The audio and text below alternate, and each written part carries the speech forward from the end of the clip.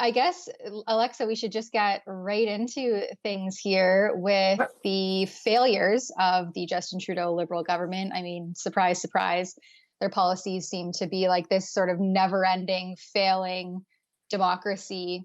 Well, they try to simultaneously say that they're upholding democracy, and part of that was through this piece of legislation called Bill C-18. And so by trying to, I guess, in some roundabout way, promote Canadian content on news organizations, or sorry, on social media platforms, they have also blocked news organizations from posting, and of course, Rebel News is part of that, on their social media platforms. And so just this past weekend, we saw many Instagram users lose their access to Rebel News and other news sites in response to Bill C-18. So Sheila Gunn-Reid, our chief editor, wrote this up over the weekend. And it reads here, just verbatim: in response to the Liberal government's shakedown on behalf of failing media companies, Meta, the parent company of both Facebook and Instagram, has begun blocking Canadian sites from some users. And so, Alexa, I don't know, tell me, was it blocked from your account? Or I've heard that if you toggle your location setting off, or if you have a VPN, that this won't happen to you. For myself, I'm using a VPN, so it didn't happen to me. But I saw that a lot of people have comments and say that they cannot see the news on their site. Yeah, we saw that. So there's some screenshots shared here in this article. And of course, we have stated our Instagram pages have been blocked due to the Trudeau Liberals passing Bill C-18. So you can see here, it says people in Canada can't see your content. And as we described in this article, the outages began Friday night. That was July 14th, when some users reported a message to Rebel News accounts, which read, and then you saw the screenshots there. So this is called the Online News Act, which basically forces social media companies, or what they're now being called as digital intermediaries, to pay news organizations when links are shared on their platforms. And I mean, Google, Meta, all of these intermediaries have come forward and said, like, this is impossible. And this is also a huge hit to their bottom line, right? They don't want to pay out for hyperlinks, and just simply trying to track and trace all of that is a massive undertaking. So in response to this heavy-handed piece of censorious legislation, Meta has just gone ahead and said, forget it, we're just going to block all the content. And you figure it out, Government of Canada, which is actually acting more like, the Venezuelan government or the Chinese dictatorship than an actual democracy that is hinged on robust debate through a democratic process and freedom of the press. And when you think about it, the news organization was like, they benefit from their platform and they want them to receive money or in exchange. But in fact, it's the fact that they share the article, that they have more clicks, they have more people read the article and are aware of the news. So I don't see the point to ask those platforms who are actually essential and beneficial for those news outlets to pay them also with the benefits that they have. Like, when you look at that, we have like Justin Trudeau, who called us organization and not news, but we are suffering too from the bad move that he's taking and the policy that he wants to impose on those platforms. So they just put like all the news outlets in the same basket. Mm-hmm. It's kind of bittersweet to see that it affects also the mainstream media and mainstream news outlets and ourselves. I mean, it's very unfortunate. Obviously, we don't want to see any content blocked in our country because, as I mentioned, we're supposed to be a constitutional democracy and we're supposed to have freedom of expression and we're supposed to have freedom of the press.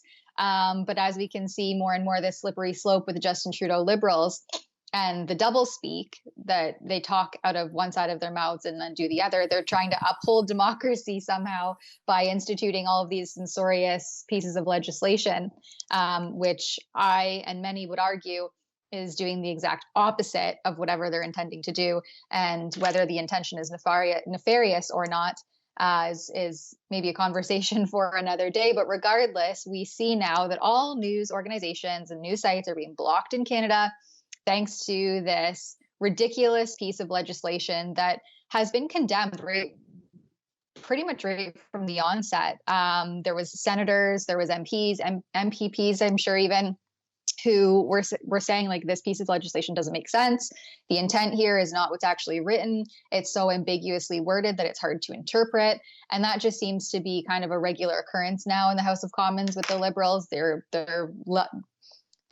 policies, their legislation is just so ambiguously worded that it's open to interpretation. So no one's really sure how it will be implemented on the ground. And when it is, this is what happens. Just a complete epic failure by the Liberal government. I was hearing this morning on the radio, various talk show hosts, various guests were coming on just saying, just scrap the bill altogether. There's no sense trying to make it work. Nothing, there's that old adage, and it's poor English, but it's, if it ain't broke, don't fix it. So nothing was broke before. It doesn't need to be fixed.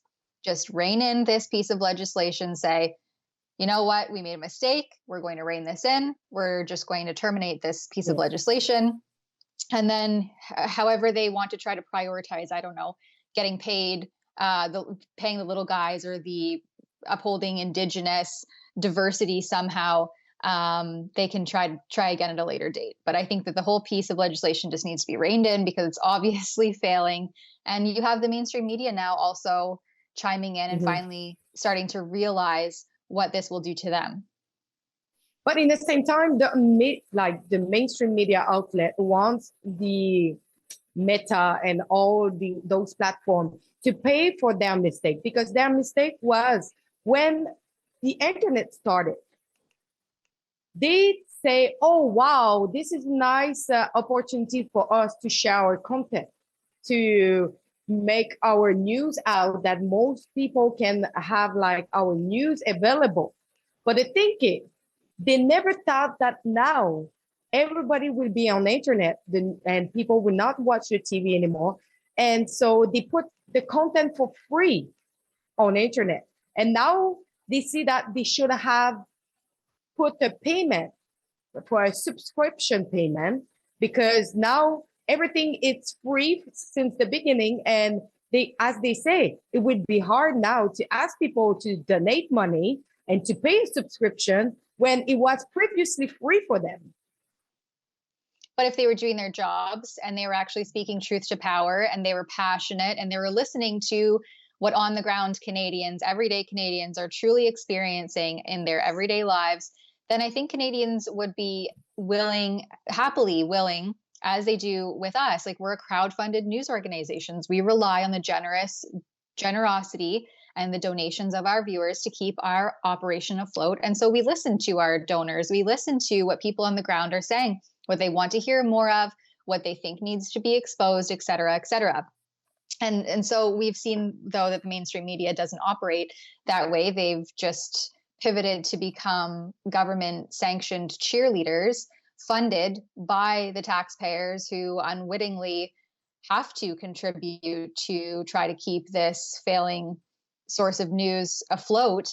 But we can see now that means that they must speak the truth of whatever the government thinks should be told to the people and become the megaphone for the government, and especially throughout the COVID era, for public health restrictions and for the public health bureaucrats, and just unquestionably amplify whatever flavor of the day the government wants to have in your ear.